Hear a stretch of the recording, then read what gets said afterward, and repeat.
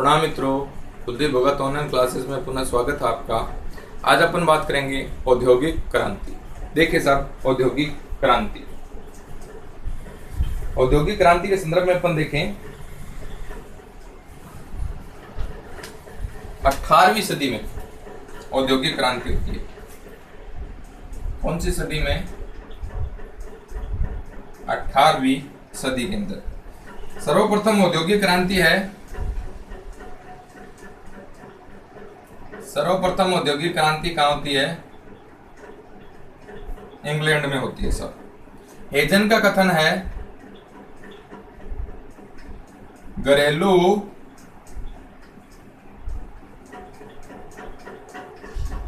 उद्योग धंधों के मशीनीकरण को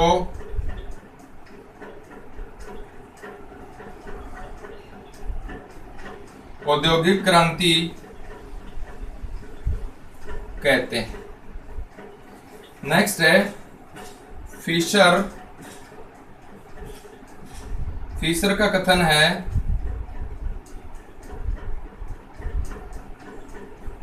औद्योगिक क्रांति की शुरुआत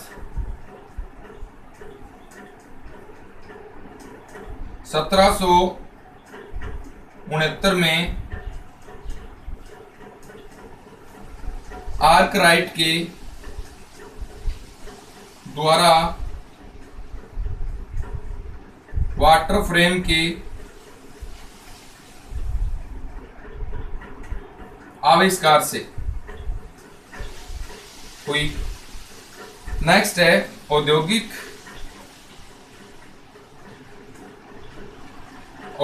क्रांति शब्द का सर्वप्रथम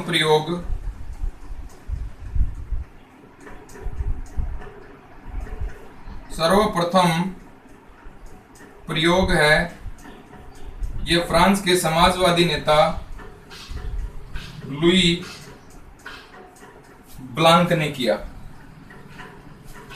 औद्योगिक क्रांति 2 चरणों में हुई। चरण इसके देखिए, पहला है प्रथम चरण, ये है 1760 से 1838। द्वितीय चरण ये है 1830 से 1914। नेक्स्ट है इंग्लैंड में क्रांति के कारण। इंग्लैंड में क्रांति के कारण क्या कारण थे? अनुकूल राजनीतिक स्थिति,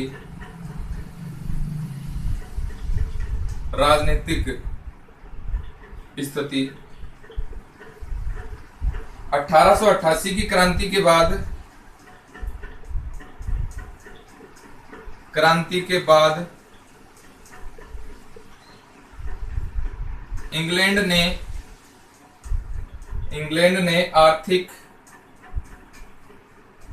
एवं राजनीतिक पक्ष पर बल दिया।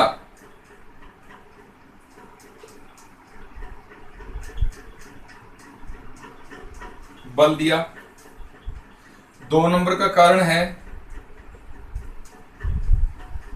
नौसैनिक श्रेष्ठता। 3 नंबर का है कोयला व लोहे की खानों का पास होना। नेक्स्ट है पर्याप्त पूंजी की उपलब्धता। नेक्स्ट है सस्ते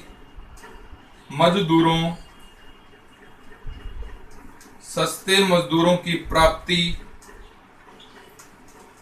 नेक्स्ट है विशाल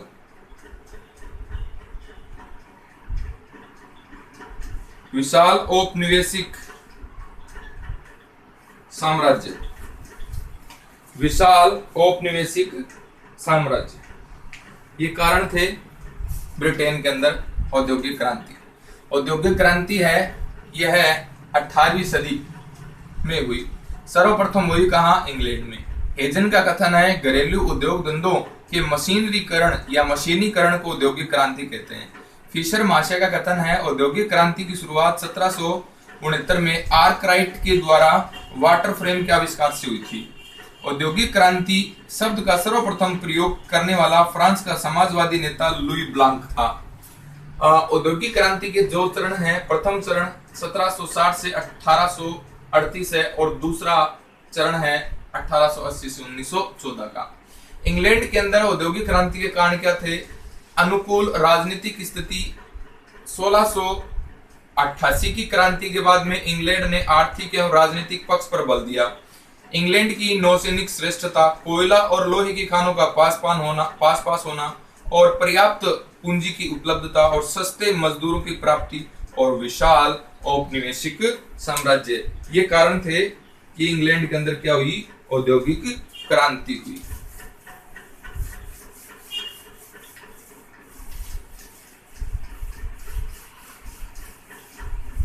आगे देखिए, कृषि में विकास। अब पृष्ठभूमि अपन तैयार कर रहे हैं औद्योगिक क्रांति की, और कृषि में विकास देखिए, कृषि में किस प्रकार से विकास हुआ। अंग्रेज जमींदार जिसका नाम है टाउनशेंड ने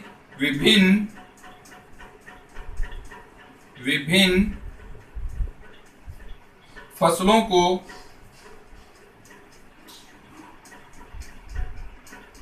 क्रमिक रूप से बोने तथा भूमि को अलग अलग फसलों को अलग अलग तैयार करने की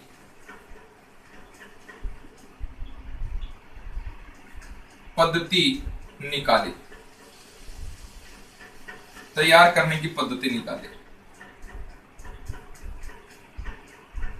आर्थर यंग ने सर्वप्रथम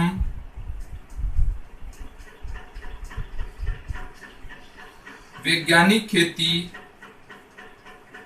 की शुरुआत की। 1840 में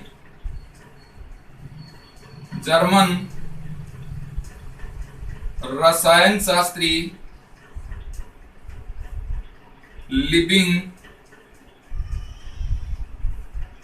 लिबिंग ने रासायनिक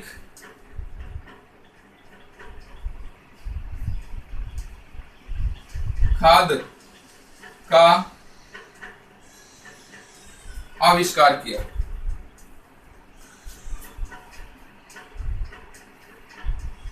रासायनिक खाद का क्या किया? आविष्कार किया। आगे देखिए, औद्योगिक क्रांति की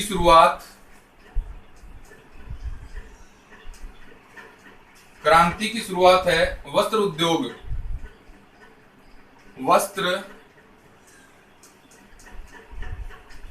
उद्योग से 1733 में जॉन के द्वारा फ्लाइंग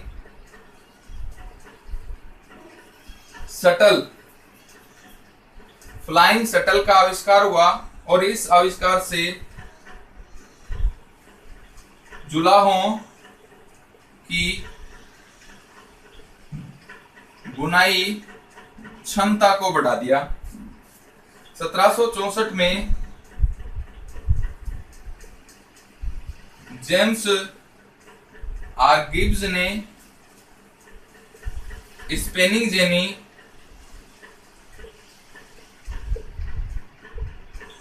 यानी चरखा का आविष्कार किया। 1759 के अंदर रिचर्ड आर्कराइट ने स्पेनिंग जेनी में सुधार किया।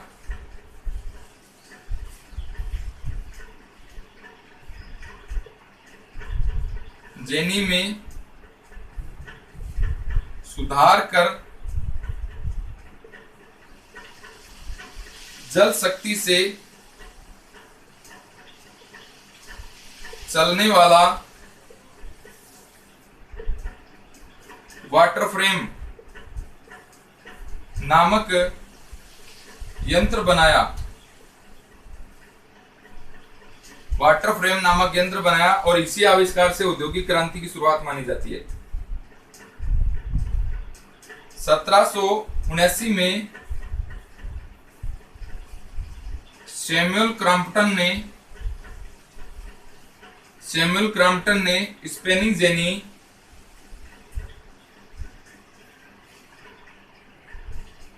व वाटर फ्रेम को मिलाकर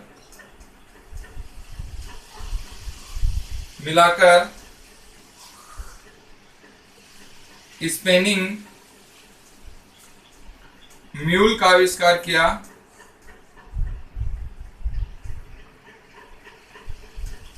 स्पेनिंग म्यूल का आविष्कार किया।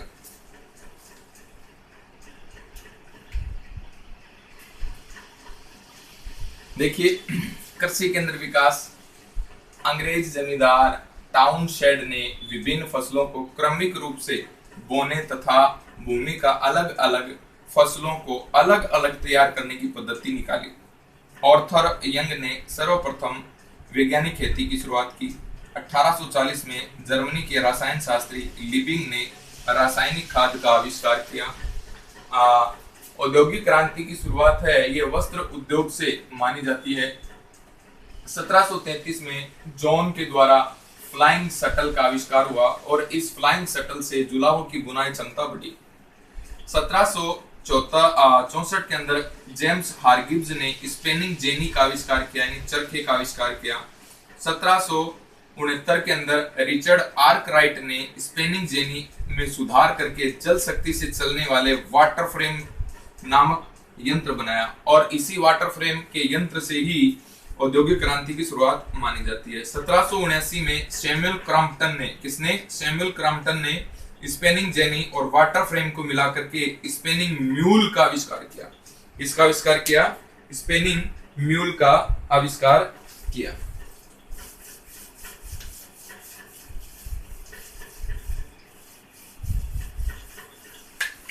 आगे देखिए, 1785 के अंदर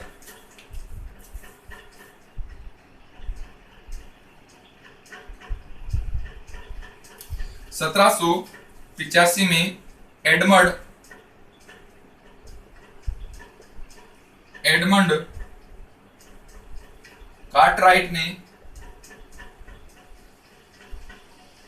एडमंड कार्टराइट ने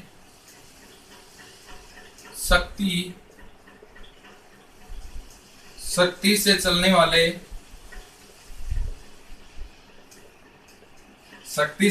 वाले पावर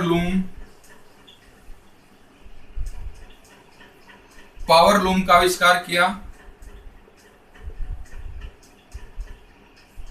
आविष्कार किया।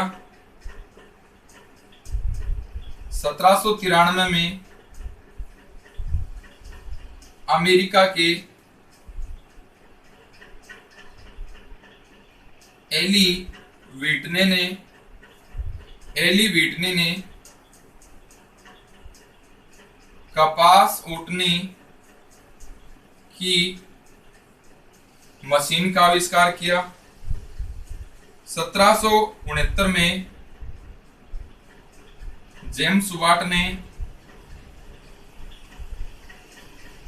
भाप के इंजन का आविष्कार किया?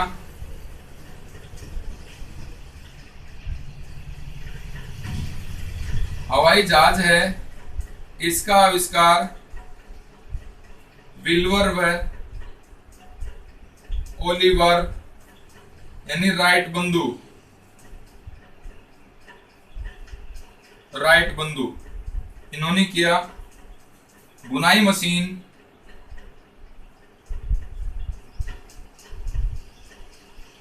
मशीन का आविष्कार रिचर्ड रॉब्स ने किया। सिलाई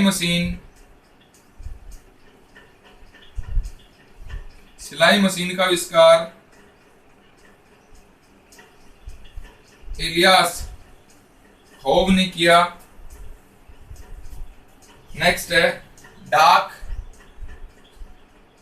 है, रोलैंड हिल ने किया।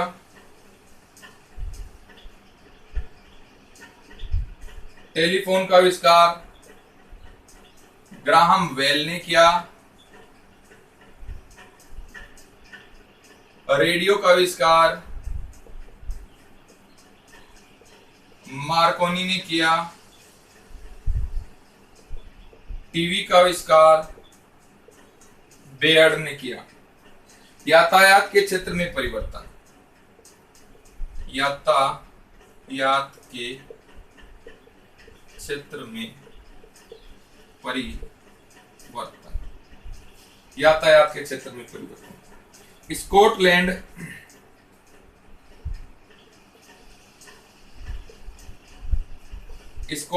के मकाडम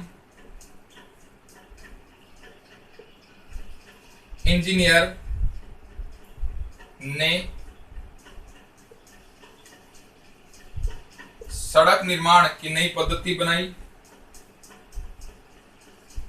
जेम्स ब्रिडले ने सर्वप्रथम यातायात नहर का निर्माण करवाया। स्वेज नहर 1869 में फ्रांसीसी इंजीनियर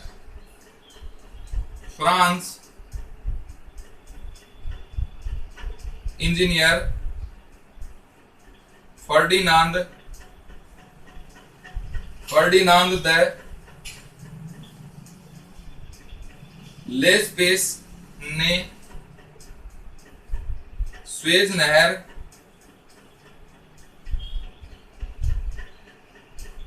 का निर्माण करवाया। स्वेज नहर है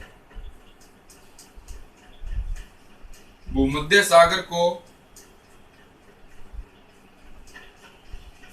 लाल सागर से जोड़ती है। यह नहर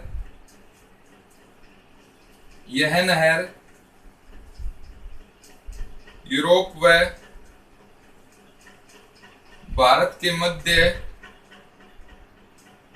दूरी 1/2 कम कर दी।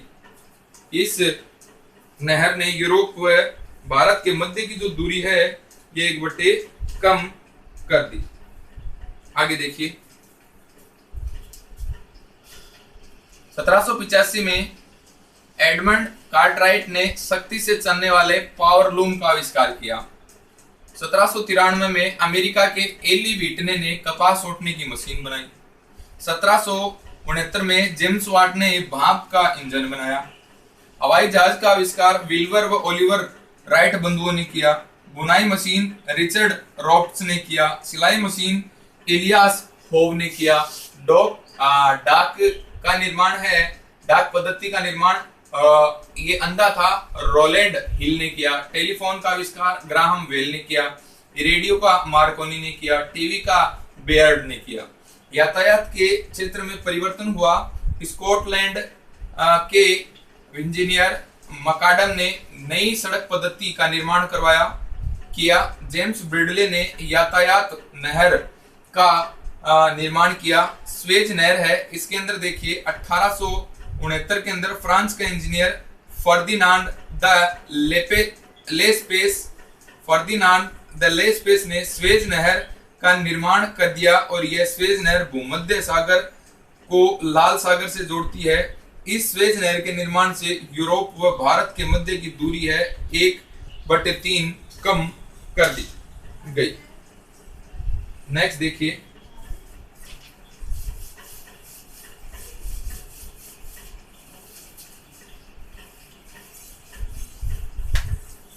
एक बटे कम।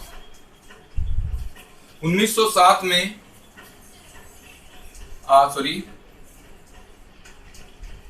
1807 में अमेरिका के रॉबर्ट फुल्टन ने प्रथम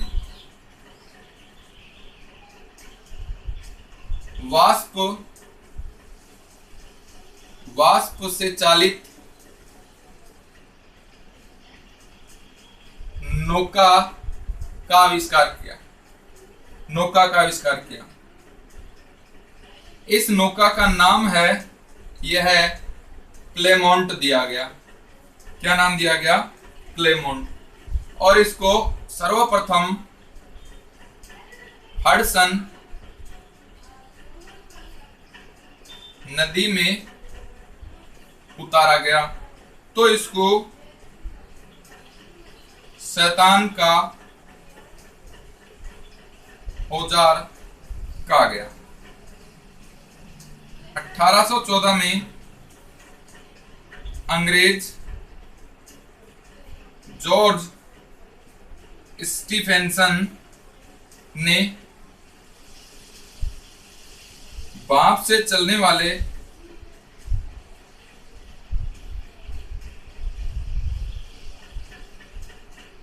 रेल इंजन का आविष्कार किया और 1925 में प्रथम बार रेल इंग्लैंड के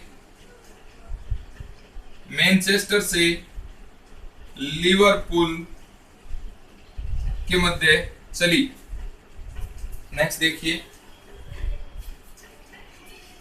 1839 में चार्ल्स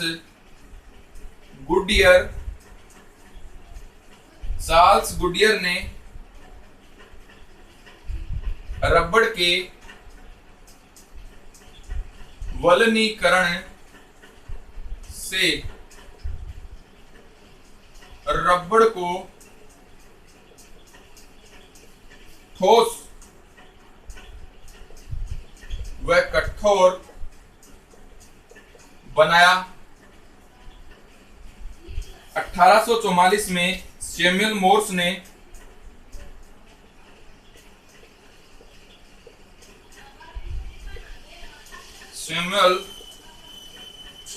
ने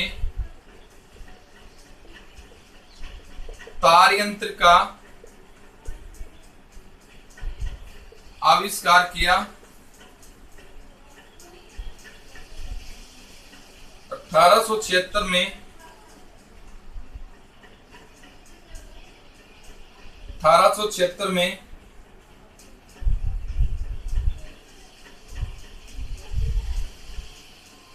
इंग्लैंड के ग्रामवेल ने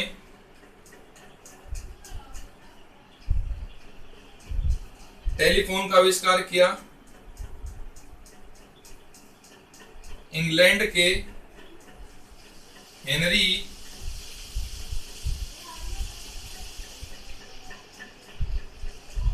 बेसेमर ने इस्पात निर्माण की तकनीकी का आविष्कार किया।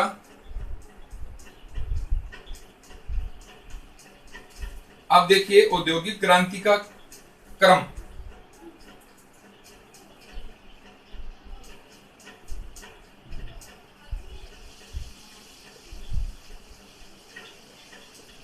औद्योगिक क्रांति का क्रम देखिए,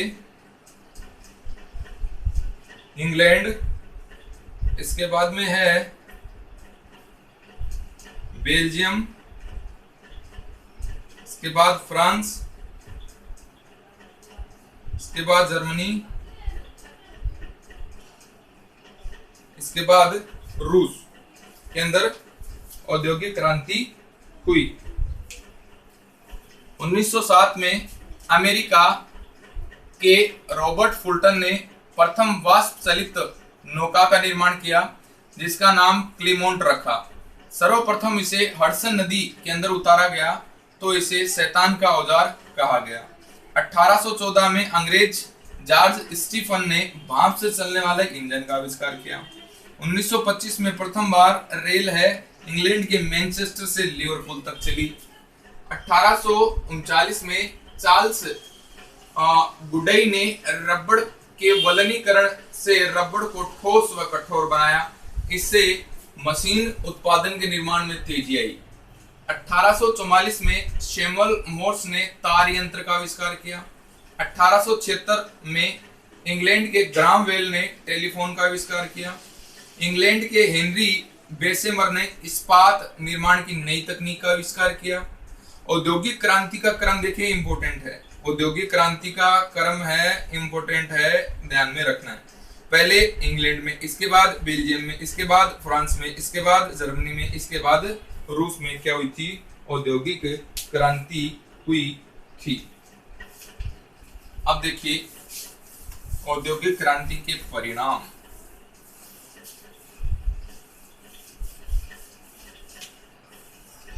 औद्योगिक क्रांति के परिणाम देख लें सब। परिणाम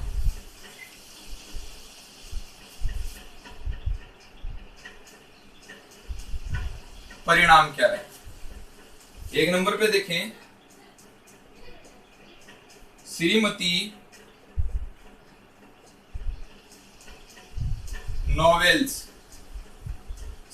नोवेल्स मानव जितना औद्योगिक क्रांति से प्रभावित हुआ, मानव जितना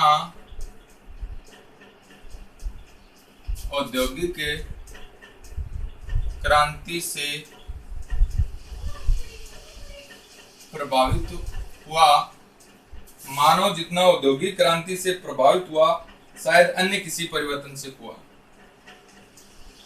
शायद अन्य किसी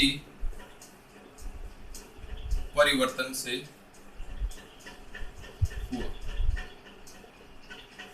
हुआ।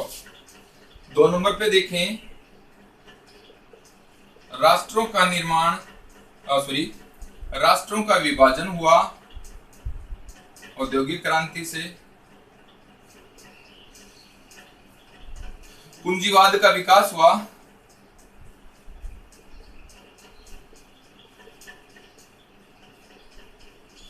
पूंजीवाद का विकास हुआ। आर्थिक दृष्टि से समाज 2 भागों में बट गया।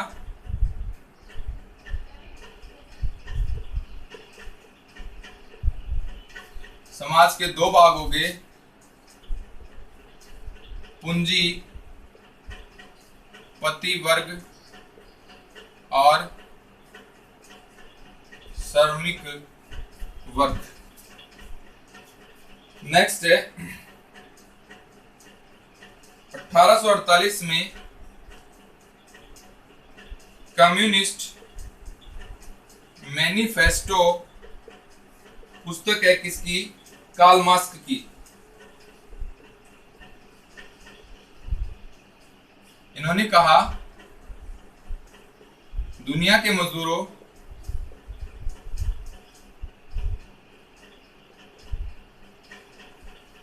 एक हो जाओ।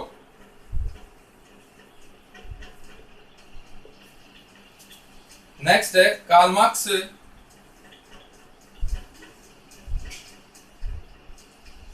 मार्क्स तथा एंजेल्स,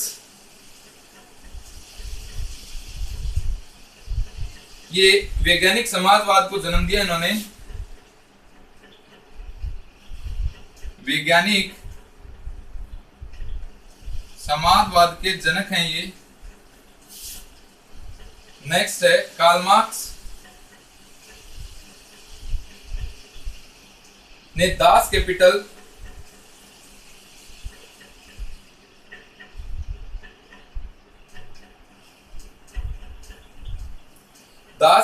ग्रंथ में लिखा इसे साम्यवादियों की बाइबिल कहते हैं। साम्यवादियों की बाइबल है, ये किसे कहते हैं? दास कैपिटल को कहा जाता है। इंग्लैंड में यूरोपीय समाजवाद का प्रणेता कौन है? Robert oven.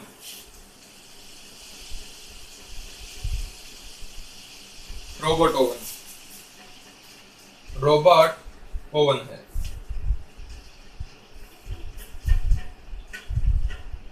देखिए, औद्योगिक क्रांति अपनी चल रही है, परिणाम देखेंगे। श्रीमती नोवेल्स ने कहा, मानव जितना औद्योगिक क्रांति से प्रभावित हुआ शायद अन्य किसी परिवर्तन से हुआ। क्रांति का परिणाम क्या रहा? राष्ट्रों का विभाजन हुआ, पूंजीवाद का विकास हुआ, आर्थिक दृष्टि से समाज दो भागों में बंट गया, पूंजीपति वर्ग और श्रमिक वर्ग। 1848 की कम्युनिस्ट मैनिफेस्टो है, कार्ल मार्क्स की पुस्तक है। इसमें कार्ल मार्क्स ने कहा, दुनिया के मजदूरों एक हो जाओ। कार्ल मार्क्स व एंजल्स है, इनको विश्व के अंदर वैज्ञानिक समाजवाद का जनक माना जाता है। कार्ल मार्क्स की दास कैपिटल को साम्यवादियों की क्या कहते हैं? बाइबिल कहते हैं। इंग्लैंड में यूरोपीय समाजवाद का प्रणेता जो है वो कौन है? Robert oven. इंग्लैंड के अंदर यूरोपीय समाजवाद का प्रणेता कौन है? Robert oven. तो ये प्रमुख जो बातें थी आपकी औद्योगिक क्रांति के बारे में थी। धन्यवाद।